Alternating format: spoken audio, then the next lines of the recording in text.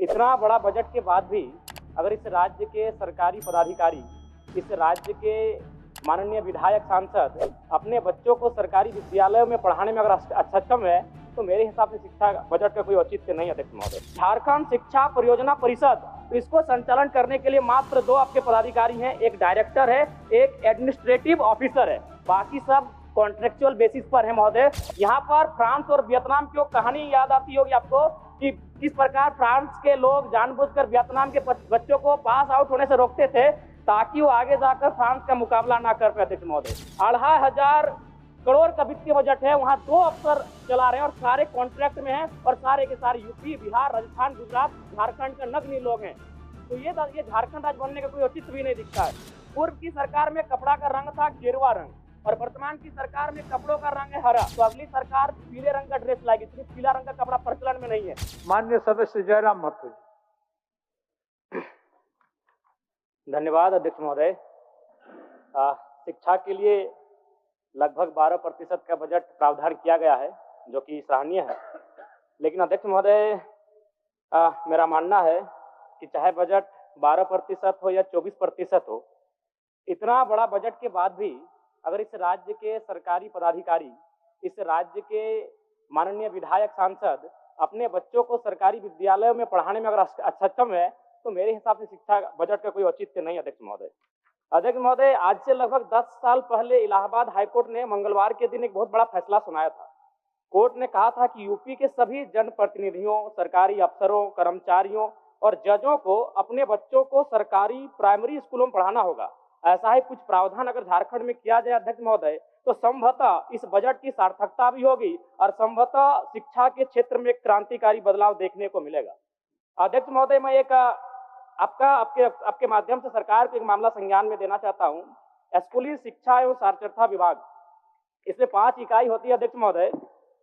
प्राथमिक निदेशालय, माध्यमिक निदेशालय, जेईपीसी, जैक और जेसीआरटी। अध्यक्ष महोदय, अगर प्राथमिक निदेशालय और माध्यमिक निदेशालय की बात करें तो उसको संचालन करने के लिए एक डायरेक्टर होते हैं, एक ज्वाइंट सेक्रेटरी होते हैं, 2 या 3 डिप्टी डायरेक्टर होते हैं, 2 या 3 अंडर सेक्रेटरी होते हैं, 6 या 7 सेक्शन ऑफिसर होते हैं, 8 या 9 असिस्टेंट सेक्शन ऑफिसर होते हैं, यानी कुल मिलाकर 25 पदाधिकारी होते हैं महोदय। जबकि इसका वित्तीय बजट लगभग 100 करोड़ के आसपास होता है।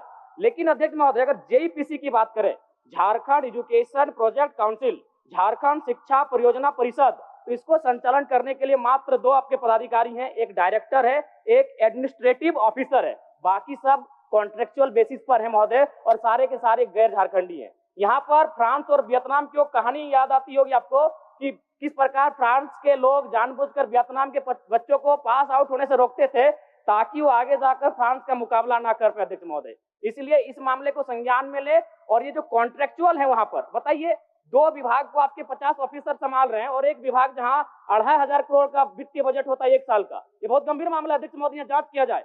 2500 करोड़ का वित्तीय बजट है, वहां 2 अफसर चला रहे हैं और सारे कॉन्ट्रैक्ट में हैं और सारे के सारे यूपी, बिहार, राजस्थान, गुजरात, झारखंड का नगण्य लोग हैं। तो ये झारखंड राज्य बनने का कोई औचित्य भी नहीं दिखता है। अध्यक्ष महोदय, आरटीई, राइट टू एजुकेशन, जो 2009 में आया था, इसका प्रावधान ये था कि जो प्राइवेट सेक्टर होंगे वहां 25% उन बच्चों का एडमिशन लिया जाएगा जो निर्धन परिवार से आते हैं। लेकिन मेरा मानना है, अब जांच कर लें, इसका अनुपालन नहीं किया जा रहा था। सरकार को मैं संज्ञान देना चाहूंगा कि आरटी एक्ट जो 2009 में आया है, और चूंकि ये एक्ट भी महागठबंधन की सरकार में आया है केंद्र में, तो जाहिर सी बात है मैं चाहूंगा कड़ाई से इस एक्ट का अनुपालन कराया जाए ताकि गरीब बच्चे लाभान्वित हो सके। अधिक महोदय, बस 30-40 सेकंड लेंगे, दया नहीं रही, थोड़ा सा कृपा करें। मैं ये मामला भी दूंगा। पूर्व की सरकार और वर्तमान की सरकार, जो मेरे आंखों ने देखा, बदला। क्या बदला अध्यक्ष महोदय? कपड़ों का रंग बदला और स्कूल की दीवारों का रंग बदला। थोड़ा संज्ञान में लीजिएगा। पूर्व की सरकार में कपड़ा का रंग था गेरुआ रंग और वर्तमान की सरकार में कपड़ों का रंग है हरा।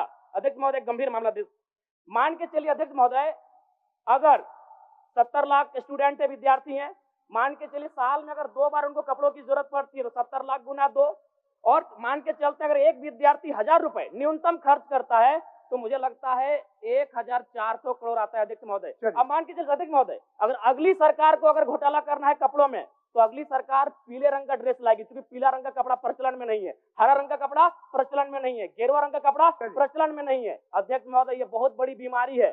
शिक्षा में इस प्रकार से लोग हावी है तो समझ सकते हैं इस राज्य का क्या होगा। धन्यवाद अध्यक्ष महोदय।